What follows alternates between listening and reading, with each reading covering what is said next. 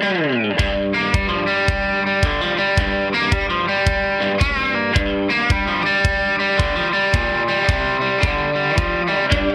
and welcome to the Goal Podcast, news and commentary from Gun Owners Action League, your leading voice for the Massachusetts gun owner.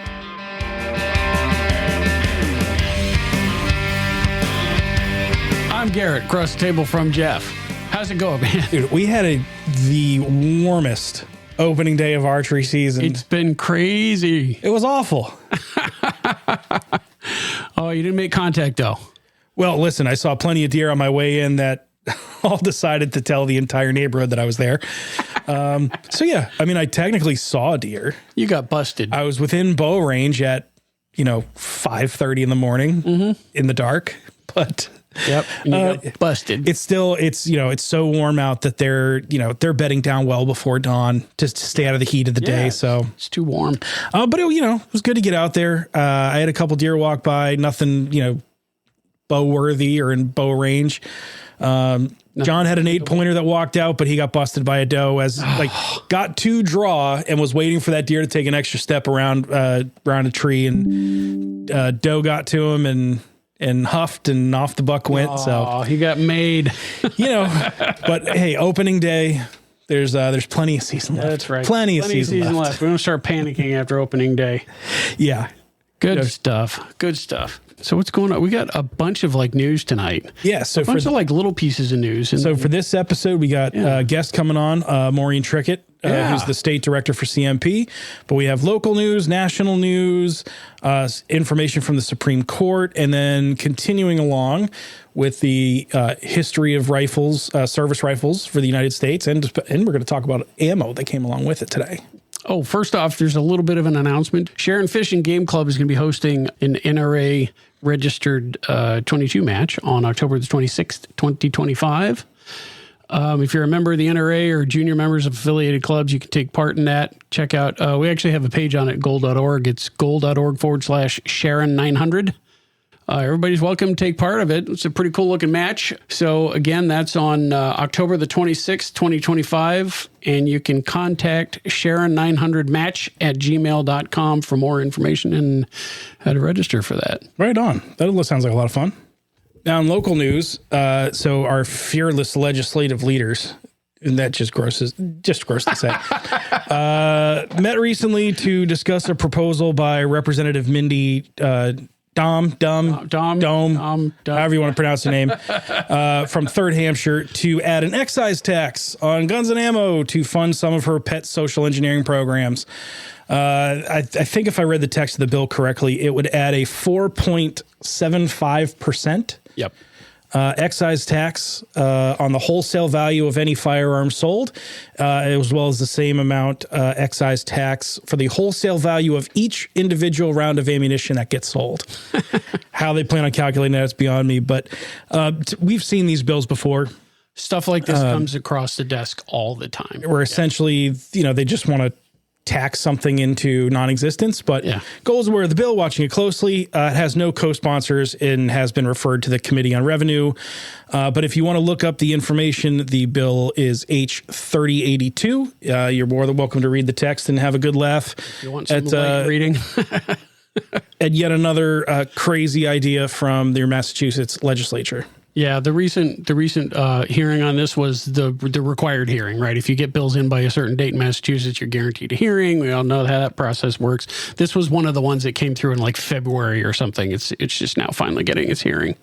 So we are watching it. Goal is definitely watching it, and we will have more to say when there is more to say. On the national news side, so there's a bunch of little stories happening. It's actually been a pretty busy couple of weeks. We touched on this one before, but something concrete's actually happening with it. The Civil Rights Division of the United States Department of Justice has filed a first of its kind lawsuit against Los Angeles County over their delays in issuing concealed carry permits. This is Los Angeles, not Massachusetts, but, if the case goes far enough, it could have ramifications on licensing delays here. So the investigation started back in March, and that's when we first brought it up on the podcast. Federal attorneys analyzed more than 8,000 concealed carry applications in LA County and found some systemic problems, not the least of which was the fact that out of 8,000 applications, only 2 were approved. 2 out of 8,000. Yeah, if you do the math, that is 0.025%. In addition to that, the Sheriff's Department has been scheduling interviews up to 2 years after receiving the concealed carry application. So in the September 30th lawsuit, U.S. Attorney General Pam Bondi said the Second Amendment protects the fundamental constitutional right of law-abiding citizens to bear arms. Los Angeles County may not like that right, but the Constitution does not allow them to infringe upon it. Assistant Attorney General Harmeet Dillon, you remember that name. This is the same Harmeet Dillon that we talked about last episode, who was arguing against Illinois' assault weapons ban. So ASG Dillon commented that the Second Amendment is not a second-class right. And acting U.S. Attorney Bill Isaley focused on public safety, saying citizens living in high-crime areas cannot afford to wait to protect themselves with firearms while Los Angeles County dithers. So also noteworthy is the Commerce Department under the current administration has finally scrapped the previous administration's so-called 90-day gun export pause. 90-day pause. Because the 90-day pause was in effect for a year and a half before being junked on October 6th. 90 days. Good news for manufacturers who lose an estimated $500 million in business due to the Biden administration's anti-gun policies. Yeah. And a little bit closer to home, New Hampshire case, Towner v. Century Arms has been dismissed by Judge William Sessions III, citing the recent unanimous Supreme Court decision that shot down Mexico's liability lawsuit against gun manufacturers. We covered that pretty extensively earlier on here on the show. The case itself stems from an attempt to sue Century Arms after a criminal shot up the Gilroy Garlic Festival in California in 2019. He bought the gun legally, I think in Nevada or someplace, but then transported it illegally across state lines into California and then, obviously also illegally used it to commit murder. The response by the victims, after trying to sue the Garlic Festival, that case was dismissed in 2023. Their next step was to go after Century Arms. The case was actually initially allowed to go forward by Judge Sessions, but reversed his previous stance in saying it was, quote, the only option after that unanimous Supreme Court decision. Yeah, which, has been discussed almost ad nauseum at this point, that the Protection of Lawful Commerce and Arms Act, and really just common sense, dictates that you can't sue companies because someone intentionally and deliberately used their product in a way that the product was not intended to be used. Yeah, exactly. You don't sue, we've said this a million times, you don't sue Ford and Chevy when somebody drives drunk with one of their cars. Yeah, and you don't sue, the company that makes your skis because you decided to use them to go swimming in the ocean and it didn't work out well. You're right. It is common, or it's supposed to be common sense, but common sense apparently ain't that common. And it's the least common of the senses. That's why things like the PLCAA exist. So the kind of bigger news for the week is the Supreme Court has granted cert in Wolford v. Lopez. This is out of Hawaii. So on October 3rd, Supreme Court granted certiorari in Wolford v. Lopez, framing the question that was put before them thus. Whether the Ninth Circuit erred in holding in direct conflict with the Second Circuit that Hawaii may presumptively prohibit the carry of handguns by licensed concealed carry permit holders on private property open to the public unless the property owner affirmatively gives express permission to the handgun carrier. So translate that to English. So to put that in kind of layperson's terms, Hawaii said that they're going to ban firearms on private property if that private property is open to the public. So that means like any restaurant, any business. Exactly. Yes, it is private. It is private. Like they could dictate and say, we don't want firearms on our premises, but the property's open to the public. Hawaii said that by default, firearms are banned from everywhere. Yeah. Unless that property owner expressly says that your rights exist in our establishment. Yeah. So a lot of like national groups have been referring to it as like a vampire rule. the vampire can't cross your threshold unless you give him permission. And it kind of flips the whole concept of Second Amendment rights, on its head. It makes it completely backwards. Like, instead of saying, you can carry unless the property owner says you can't, which is the default position for anything. That's all liberty. Civil rights. All civil rights are like that. It says, no, you can't unless you are given express permission ahead of time. And that's kind of baloney. And it's one of the post-Bruin temper tantrums. Massachusetts had something that, New York was first, right? There was like within weeks after Bruin came down, they fired back with this. And this was one of the things that Massachusetts was considering early on in the first year or two. We have seen this movie before, right? The recent Second Circuit decision in Antoniuk v. James found that New York's similar ban was unconstitutional. You can't just default to the position that carrying is banned when historically the states had to, explicitly enact bans by law. Yeah. So the question becomes the historical framework. So especially under the Bruin decision, creative lawyers for the state are trying to find weird justifications to explain why this decision now is somehow okay in a historical context. So Hawaii's attorneys pointed to a 1771 hunting law in New Jersey that prohibited going on the lands of another armed without consent. They also pointed to an 1865 Louisiana law prohibiting carry on the premises or plantations of another without consent.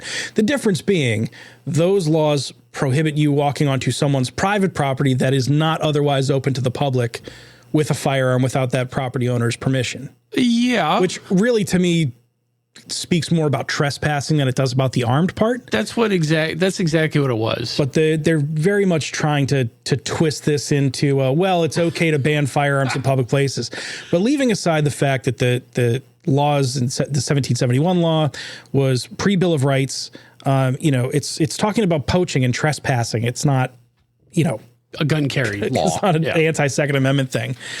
And as pointed out by Second Circuit Judge Lawrence Van Dyke, these stem from like those black codes designed to strip freed slaves, newly emancipated Americans, of their right to bear arms. Not something we should be really wanting to use as a historical foundation to justify modern gun control. It's like, the racists wanted it, so therefore it has history and we should have it now.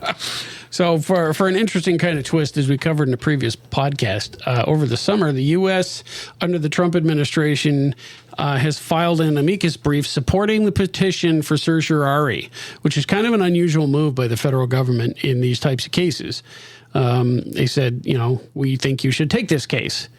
After the quote from the amicus brief was, after Bruin, 5 states, including Hawaii, inverted the longstanding presumption and enacted a novel default rule under which individuals may carry firearms on private property only if the owner provides express authorization, such as posting a conspicuous sign allowing guns.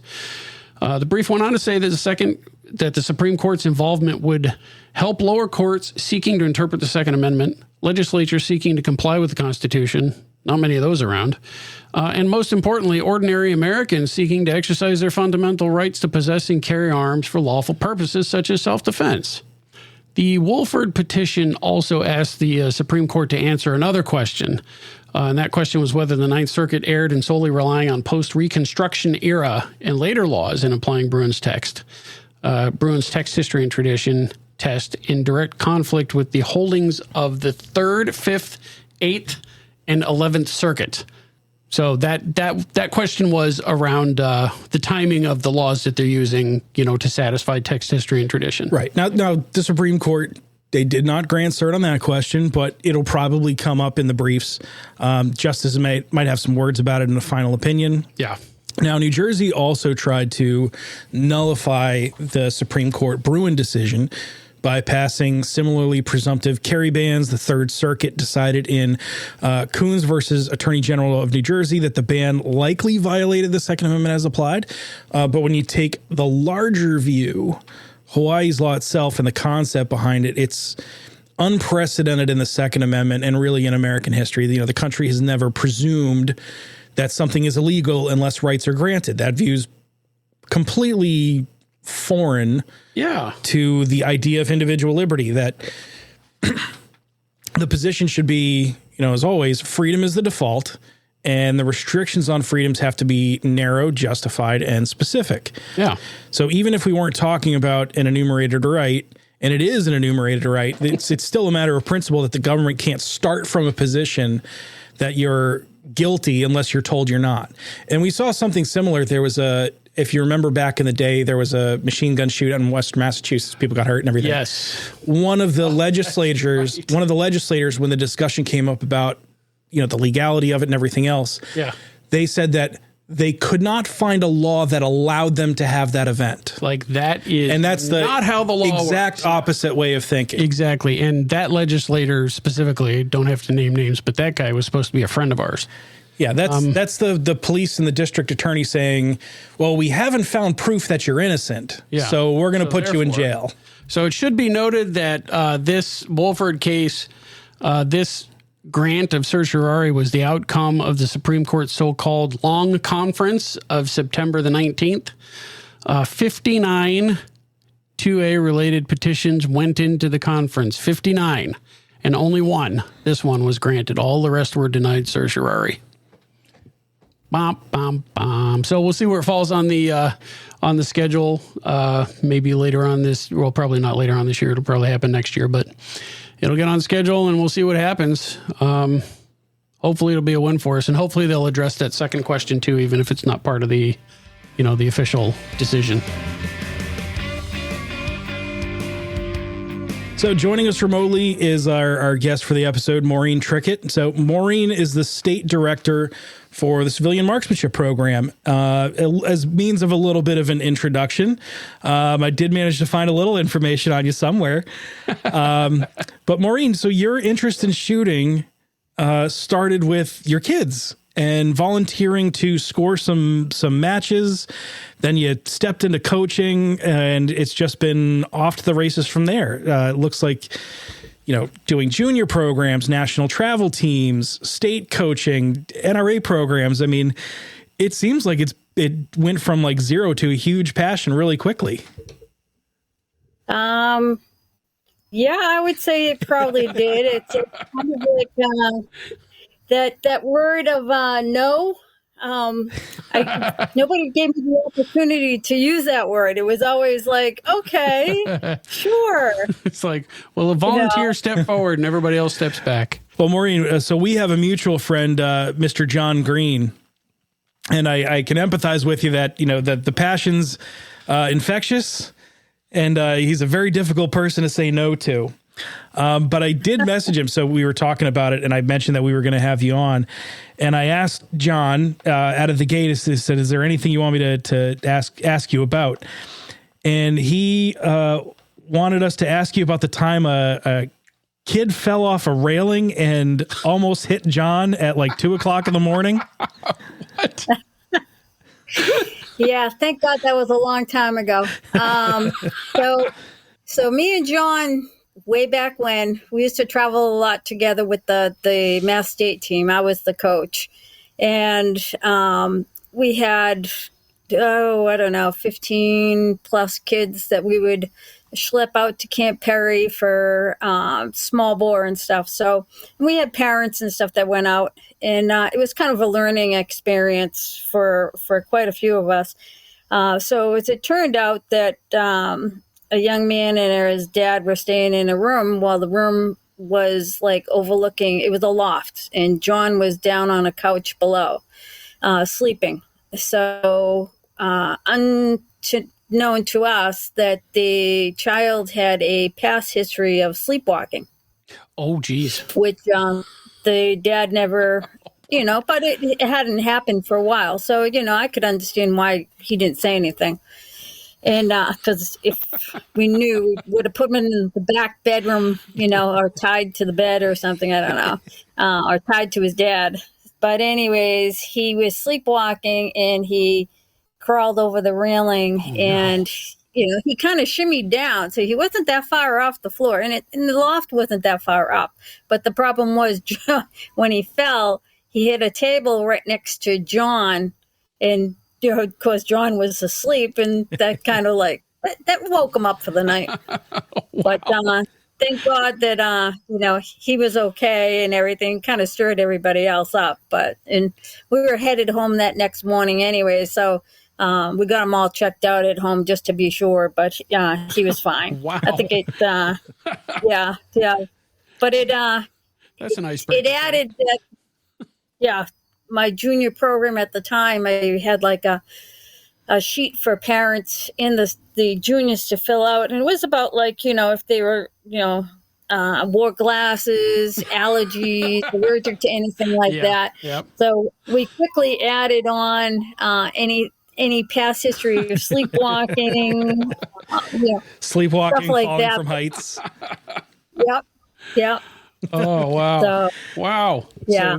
So from there, so you're now the state director for CMP, and we've talked about CMP on the show before, who they are and what they do. But as the state director, could you give us, the elevator pitch, the so people can understand and kind of wrap their minds around what it is and what you do on a state director level? It varies from state to state, depending on their programs and stuff that they have.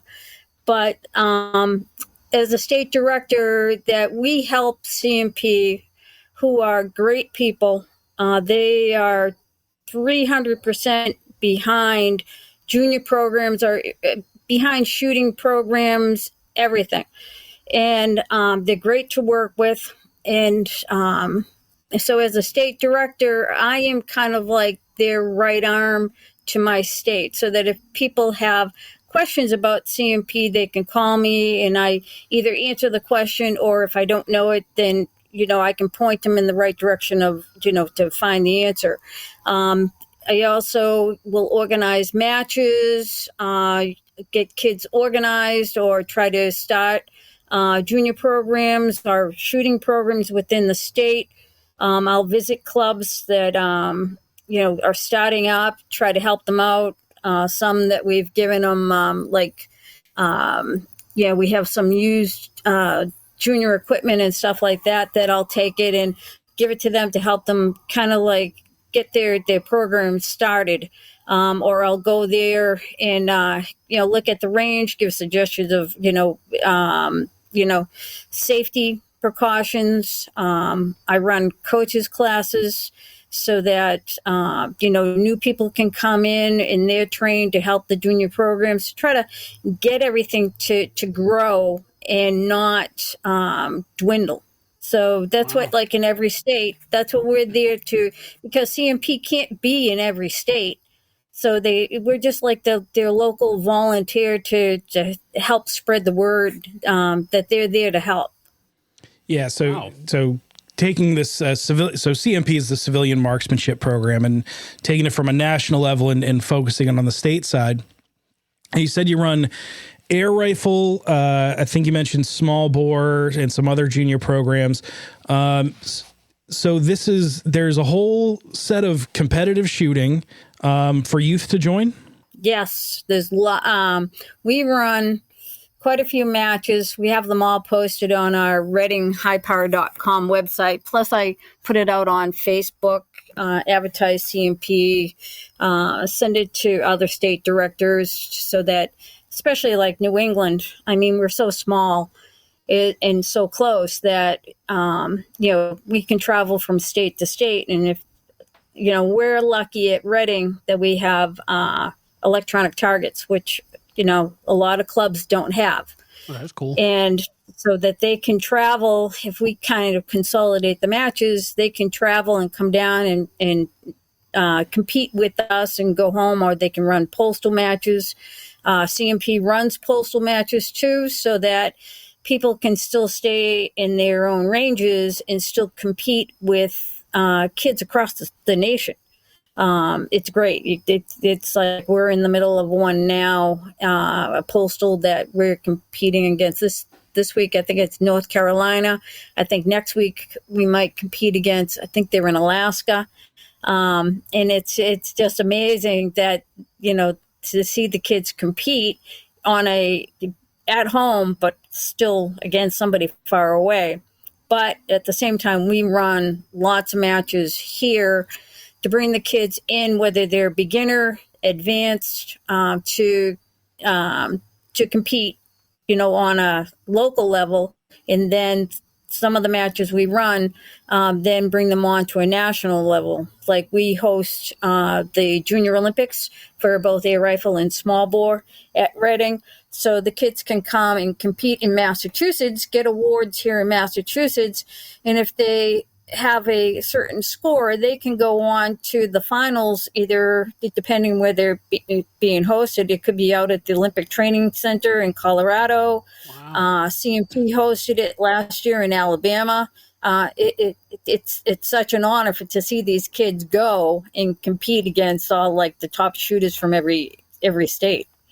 That's really cool. That's a lot of opportunity for youth to get into shooting and marksmanship. And, you talk about, the Olympic level, but even if someone didn't pursue that far, I've read through CMP that there are college scholarships and opportunities also for kids that get involved in marksmanship programs to go and shoot competitively. Is that correct? That is. And CMP actually offers quite a few scholarships every year to graduating seniors. But it's like, I tell the kids that the shooting programs that we run, and even going to collegiate college or a club program in college, that the opportunity for that is greater. That to go to the Olympics, it's not like they're going to make big bucks. Their faces, like I age myself by saying their face isn't going to be on a Wheaties box or anything like that. If anything, today, it kind of costs them money to go to the Olympics and stuff. But our main goal is to get these kids, if they want to shoot in college, it gives them an immediate family to belong to when they get to college. They're not just like this kid that came from Massachusetts and went to Alaska, and they're kind of like they have no friends. They don't know anything. That if they get on the rifle team or air rifle team or pistol team, then they have an immediate group of people that they are going to bond with, along with a coach that kind of overlooks them and stuff, like keeps an eye on them. It makes the parents feel great. We've been really lucky the past 2 years. We've gotten 2 kids into West Point. Wow. We've gotten total of, I think, 6 kids into West Point. We've gotten them into, collegiate programs, Ohio State, Alaska, a few more. But it's all to, help them just through their college years or careers, kind of to give them a family. It's the whole thing is not really the shooting. It's still going to be their grades. Because the shooting is not going to be, something they're going to make a lot of money at when they get out of school. That's for sure. But hey, any less college debt, the better. So as someone who's still painfully paying back college loans, any amount of money off is a good thing. Now, you mentioned a couple categories. You mentioned air rifle. You mentioned small bore. I think you mentioned high power earlier. Could you explain a little bit like what those categories are? So if someone wanted to come in and start joining a program, what do those different categories mean? What should people jump into? Could you explain that a little bit? Sure. So I kind of base it off of like age, kind of, at least, in our area. So air rifle is a pellet, and it's propelled by air from an air tank. We use a scuba tank. So we fill a tank from there, and it propels the pellet 10 meters downrange to the target. The small bore is shot at generally indoors 50 feet. It's a 22 bullet, powder bullet. It's a lot louder. The guns are a little heavier. The air rifles are a little lighter for a beginner. Neither one in collegiate and junior shooting, they cannot use a scope. It's all iron sights. Then, and usually, like for a small bore air rifle, they probably start. I've had them as young as 10, but that was only because they had some prior experience at a summer camp. So there's a couple of great summer camps around here run by the Y up in New Hampshire. There's Brown Edge up in Vermont. I could be wrong about that. Maine. I've gotten a lot of great shooters from them. But generally they start 10 to 12 years of age. It's size because they might be too small to hold up the rifle. But if the kid really wants to, then we bring them in. We might bench rest them for a year. They're learning about trigger pull, sight alignment. Safety is number one. They're learning how to behave on the range etiquette. How to pick up after themselves, how to listen. And then by the time they reach like 10, 12, 13, these kids are ready to go. I know people who are 40 that can't do that. So. Oh, that was a chuckle. Sorry. I've had the kids come back and say, "Hey, coach, we were at the range the other day and you should have seen this guy." And I was like, "Okay, did you approach him?" He goes, "No, but my dad did." And I said, "Good." I said, "That's what I like to see." So you're learning the right way. Then junior high power is an AR-15. We don't start them on that until they're at least 14 years of age. I personally like to see that they have had some air rifle or small bore experience, so they know how to handle themselves out on the range. So I tell them the high power is more of what I consider, they're out on the range with an adult, and high power is kind of like, they have to be more independent. They've got to know exactly what they're doing. They've got to know how to handle themselves. They got to know how to handle the rifle, everything, 200% before I would even let them off the 200-yard line. And high power is outdoors. It's shot from 200, 300, and 600 yards. Iron sights. Iron sights? No, we're not that cool. Wow. No, That's impressive. I mean, it used to be, now it's like with high power, everybody has a 4.5 power scope that they can use. So yeah, we're not that cruel. But still, that's still not nothing. That's still, that's still pretty. But it's still the fundamentals of marksmanship to hit targets at that distance. But that's really cool that you have kind of different platforms. So if someone was coming in cold, a parent that said, "Hey, I want to teach my child about safety and range safety and all of those things," but is maybe on the fence about putting a firearm in their hands, they do have an option like air rifle where they're going to treat it with the same level of respect, with the maturity and everything else, but not necessarily jump through all the loopholes that come along with firearms and ammunition and the state stuff. Oh yeah, I mean, because you're talking a lot of the parents, unless the kids come from, a member of a club. Like I want to say more than half of my parents don't have maybe their license to carry or anything like that. Really? It was like I said, some of these kids they were at camp and they either shot small bore or they shot air rifle at camp, and they really liked it, so that when they came home, the parents, and a lot of these kids, I shouldn't say a lot of them, but some of the kids, it's like you don't have to be a macho, athletic type person to be a shooter. And a lot of them really love it because, once again, it gives them other kids to compete with. And it's a level that they can work at. A lot of the kids that we have come in, like we hold them to a level with their academics that if their academics, it's kind of like family 1, school 2, team 3, that, if their academics go down, then, I want them to stay home. Yeah. Yep. And, Responsibilities first. There you go. Yeah. Yeah, and it's great that you touched on, it's accessible and it's doable by kids who might not otherwise, like they still get all the benefits of organized activity, team sports, being committed. All of those things come along with it, but they don't necessarily have to be the athletes, the sport, the jocks, the sporty kids, all that kind of stuff. It's really accessible to everyone. It is. And the nice thing is, not only does the air rifle,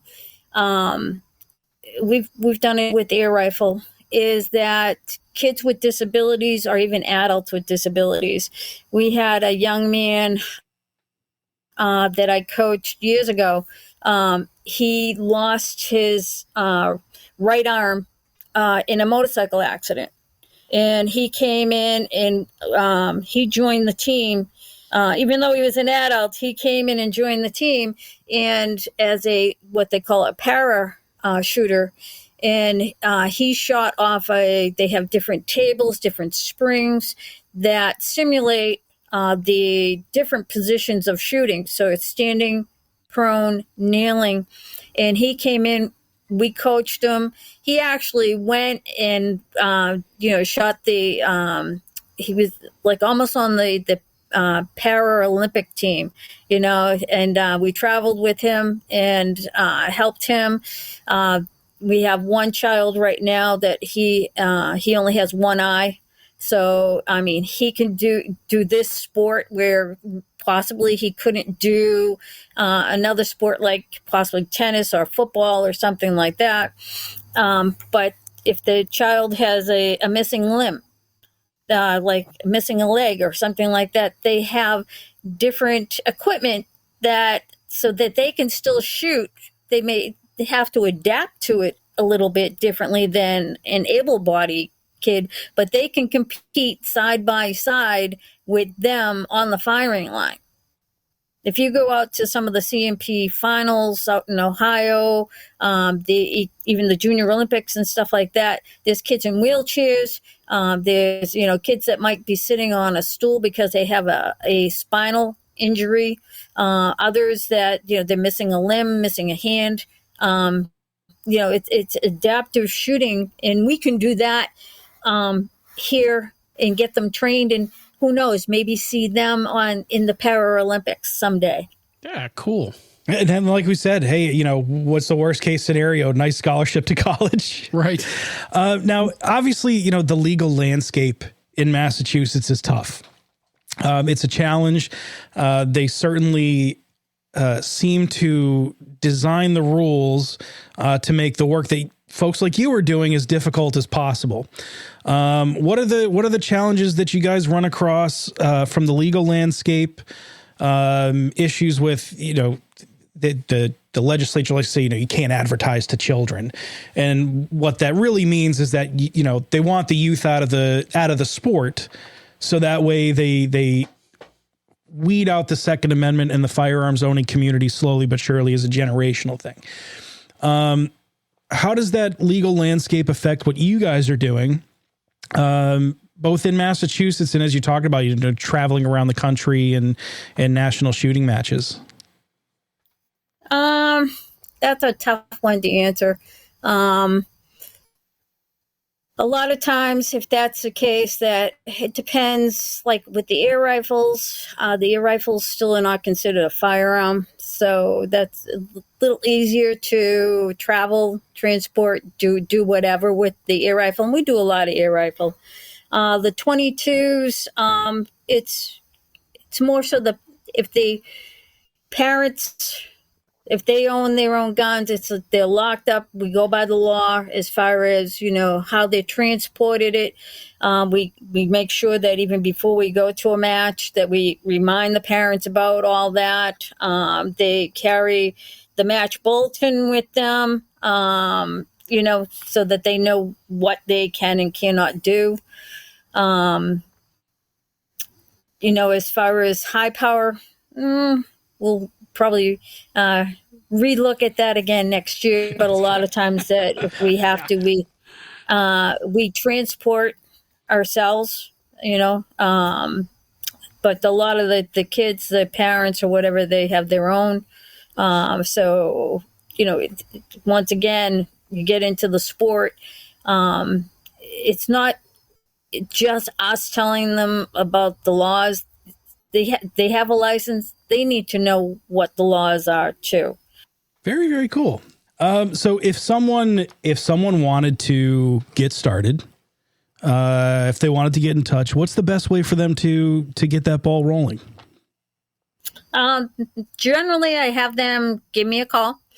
I kind of interview them a little bit over the phone as far as, how old they are, how old the child is, because I've had people call me and say, oh, yeah, my son's 6 years of age. He loves to shoot. And I'm like, yeah, no.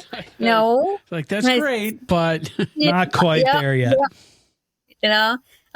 So we go through that. I, find out, where they're living to make sure, because I do have kids that travel over an hour to come to the program. One of our coaches, Bill Dross, he travels almost an hour. He comes up twice a week to help coach too. And I mean, we're all volunteers. So it's like I interview them a little bit, want to make sure that it's the kid, not the parent that really wants the program. I mean, if the parent wants them just to do a safety program, that's fine. We have a beginner program on Monday nights for kids to come in. They learn all about safety. It's all 22. And that's what the program is designed for, kids who know nothing about it. Smaller kids, and they come in, they learn range safety and stuff like. They do a great job on Monday nights.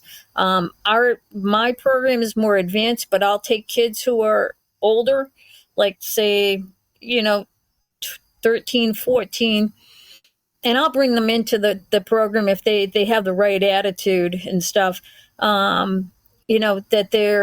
I ask them what kind of sports they're into. If they tell me they're into hockey, I immediately tell them, nope, this is just not going to work out. I grew up in hockey, and I'm like, I know you're at that rink at 4 or 5 in the morning. You're at that rink at 7, 8 o'clock at night. You're there 7 days a week. It's just not it.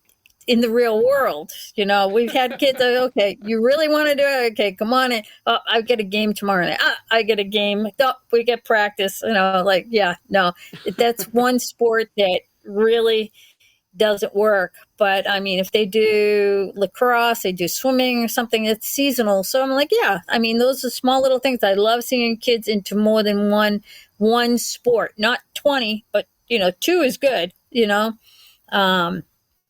So just like a general conversation with generally the parent. Then I have them come to the range so I can meet them, see the size of the kid, meet the parents, and talk to them. I let them look at the group of the team, watch them practice. Sometimes depending on how long they're going to be there, I might have them actually, sit down, bench the rifle, try a couple shots just to see how they react. We just go through the basics, and then if they say, I tell them, okay, I give you like a 4-week trial, not so much for me, but for them, so that they're not joining the junior program, they're not paying a fee, so that if it's not for them, then all they have to do is just if I give them any equipment, they just give it back to me, and the parents I'm not out of any money or anything like that. But if they want to join, I mean, it at our club, it's only $60 a year for the kid to join as a junior member. Wow. That's pennies compared to everything else. Right. Yeah. I mean, and then we loan them, if we have jacket and pants or shooting shoes, we loan them those things to use till they reach the point that I feel that they need to start getting their own. We loan them air rifles, which we keep there. So they're not transporting them back and forth. We give them a month's worth of pellets to use. And then if they're going to stay, then they can buy them from me, or I tell them where to buy them from. We give them basically everything that they're going to need to see if they're going to like it. And then little by little, we have them get their own equipment.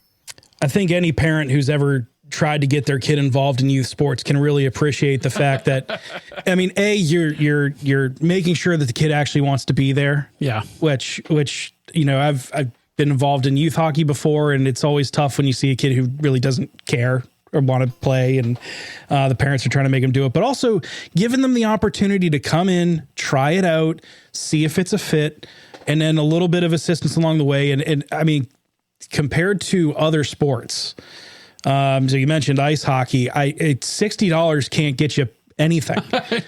It doesn't get. I can't think of a single piece of hockey equipment that you can get for $60. Maybe something very, very small. You don't get the equipment bag for and that. you certainly don't get a week or two free trial to come along with it. So that's an amazing opportunity for someone, even if it's someone of limited financial means, to say, hey, listen, here's something that you can get into, and it's not cost prohibitive. You're talking $60 for a year for a membership. That's not so bad. Sure. But even programs like CMP, I mean, they're trying to help the kids. They have programs that if they want to buy their own air rifle or 22, they have programs where that they can buy it through them, and they will disperse the payments over 2 years. So if somebody doesn't have all the money right away, then you can break it up. I mean, just like anything else today, they are not cheap. I mean, you're talking 3, 4 and up, for an air rifle, but it also holds its value, it's not 100%, but it holds a good value for the rifle if the kid takes care of the rifle. And we've had a lot of kids who, when they've gotten out of the program, that, the kids that went to West Point, West Point's giving them a new air rifle or a new 22, so they don't need theirs anymore. So, they sell it to an upcoming junior. So things are getting passed on. I hate waste, and I'm the cheapest person that you probably could ever meet. So, if I can find a way to get around something, I will, to make it work for the kids. Well, it's really great. So if people are looking, I believe the website is thecmp.org. For the CMP, yes. Yeah, there's plenty of information on how to get involved, events, how to find things, sales and services, national matches, upcoming and featured events. It's nationwide. It's really quite an impressive program. It is, and they're great people too. I mean, it's like if you call there and you talk to anybody in any of the departments, if they don't know the answer, they'll find out. And they're extremely helpful, very nice people.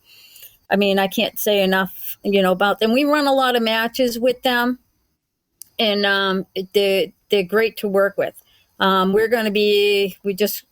We're told they have a match out there. It's called the Gary Anderson Invitational, and Gary Anderson, gold medalist. I mean, it's for him, and it's been run out at Camp Perry.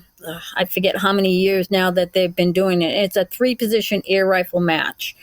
But the problem with us is that the match was only a 1-day match. So we can't drive, 12 hours out there for one day, take the kids out of school, go out there for 1 day, and then come back, especially where in like 2 weeks after that, or a week and a half, there's another big match that's like 3 or 4 days, and we go out for that one because it's longer. So that they've expanded that match so that now they have satellite locations, and we've been selected as one of them to host that match here in Massachusetts, so that more kids can now attend that match instead, that couldn't make that 12-hour drive. Now they're able to do it they can come a lot closer, to us. So they're trying all different ways to try to expand and get the kids at the matches by doing things like this. And there's not, you don't find that too often. Well, Maureen, I can't tell you how much I appreciate the work you're doing, especially as a volunteer. It's that kind of ground level grassroots work that keeps firearms ownership, the Second Amendment, alive for generations to come. So a very, very sincere thank you for everything you're doing. It's a great program. More than happy to have you on anytime. So if you guys have any events coming up or anything you want to announce, you're more than welcome to either send it our way or jump on and promote what the good folks at CMP are doing. Awesome. And I'd love to have you guys, if you want to go remote, come to the new air range and we can run a program there, and maybe you could interview some of the kids, other coaches and stuff like that. Get it from a shooter's perspective. Yeah, until I get beaten by a 12-year-old. We can erase those shots. Don't worry about it. All right. Maureen Trickett, State Director for Civilian Marksmanship Program, Reading Rifle Coach. Thank you so much for joining us for the episode, and I can't wait to talk to you again. Thanks very much. Have a great evening. Thank you very much.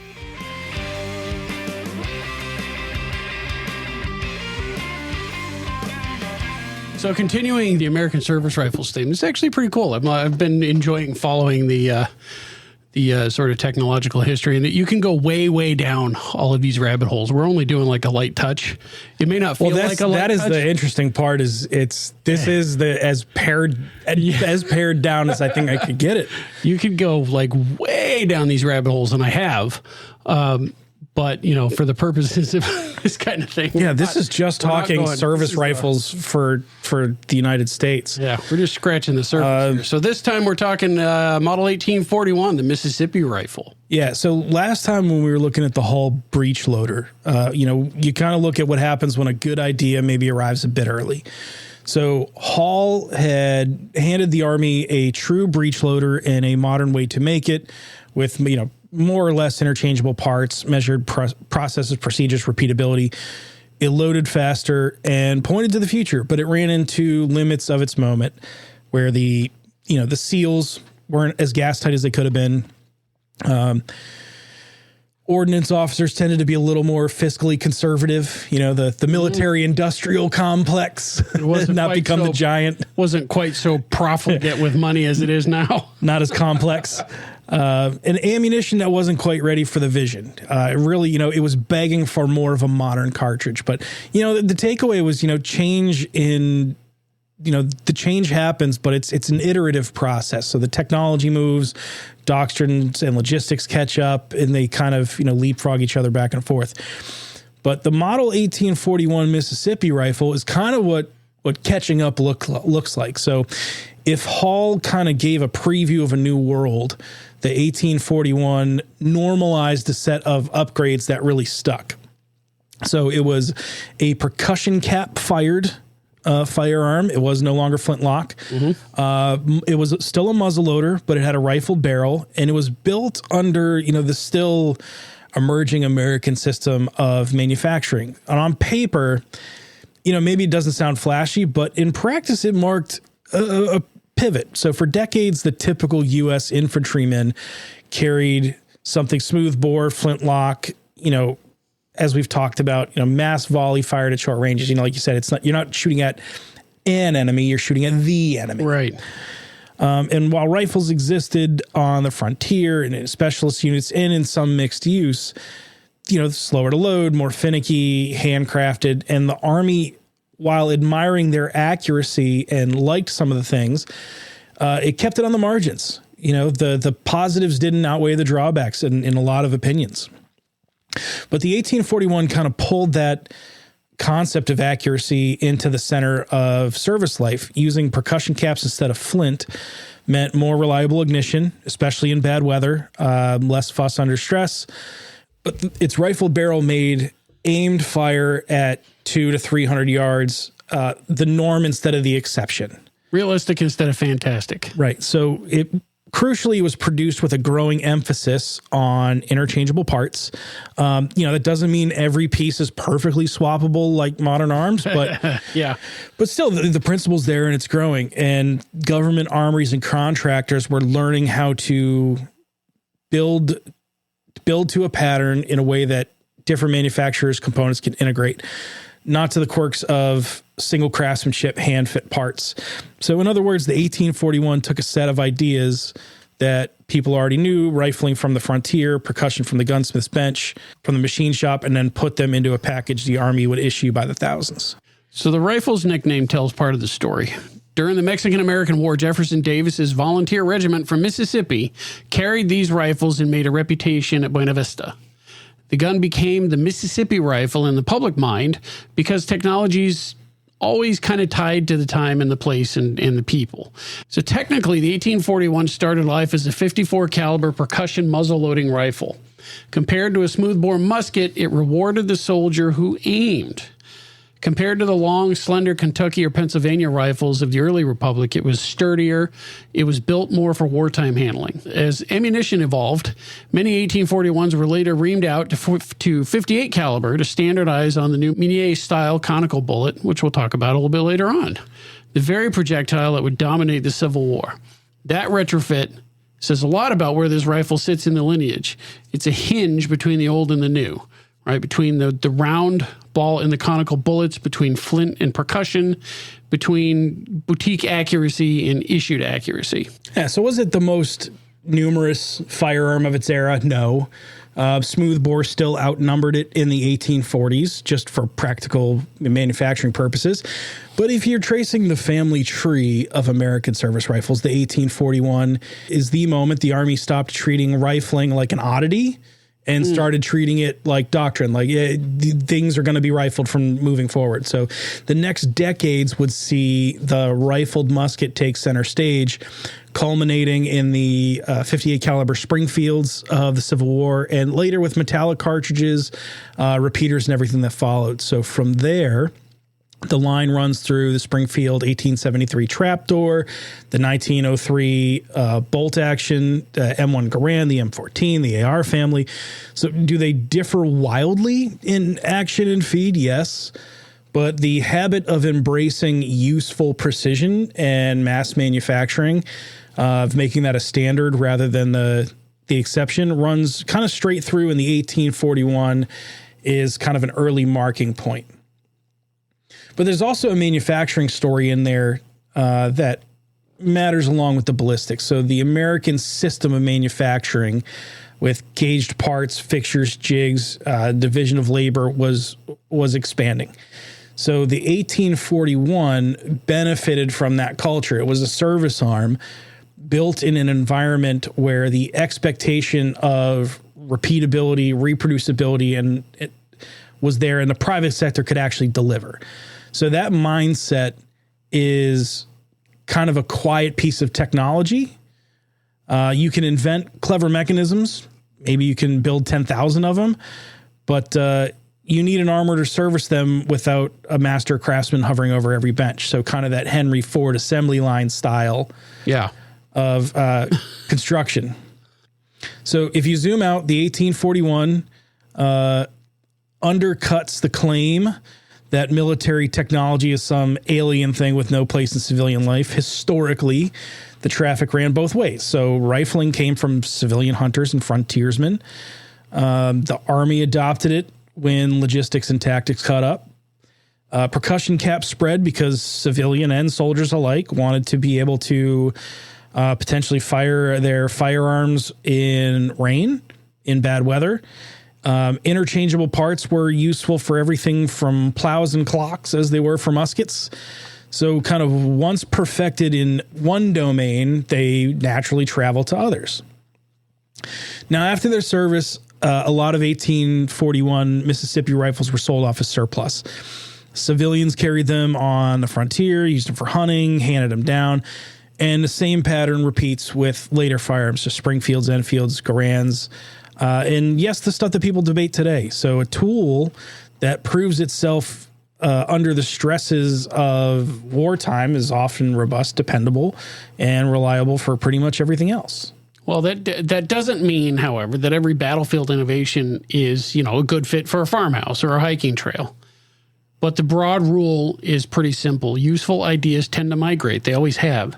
The Mississippi rifle is, kind of a tidy case study in that. You need reliability in bad weather, parts you can service, sights that you can actually use, ammunition that performs the same way every time. These aren't military wants. Those are, human wants. There's another practical point that the 1841 helps make. Change in small arms usually isn't revolutionary, it's evolutionary. Hall's breech loader showed what a true leap forward could look like, but the system around it wasn't really ready at the time. So where does that leave the Mississippi rifle in the grand rankings? I guess you could ask. It's certainly not the M1 Garand. It's not the Springfield 1903, but I think it's a clear milepost, maybe an unsung hero. Important enough to earn a name, but humble enough to, teach the right lessons in its time. It doesn't need to be famous to have impact. The rifle changed what, the Army thought a line soldier could do, with his sights. It pushed a bureaucracy towards standard issue accuracy. It bridged calibers and ammunition types. And we're going to talk about the mini ball, but jumping from round ball to the conical bullet era was an absolute game changer. So if your goal is to show that, military technology isn't unusual, isn't frightening, but is normal and beneficial, I think the Model 1841 really makes that case without the grandstanding. Its DNA came from civilian practice. It matured in service. And then, later returned to civilian life. So it teaches that quiet truth of, technology is a tool and tools go where they're useful. So when you remove the politics and look at the pattern, you see a conversation between the workshop, the usable space, and the backyard. And that's been going on forever. So in the end, the Mississippi rifle is not the headline. It's not the sexy image people think of, but it marks a moment the United States stopped flirting with rifles and started living with it. And it reminds us that the wall some people try to build between the military world and the civilian world is mostly rhetorical. History doesn't respect that notion that the two are mutually exclusive.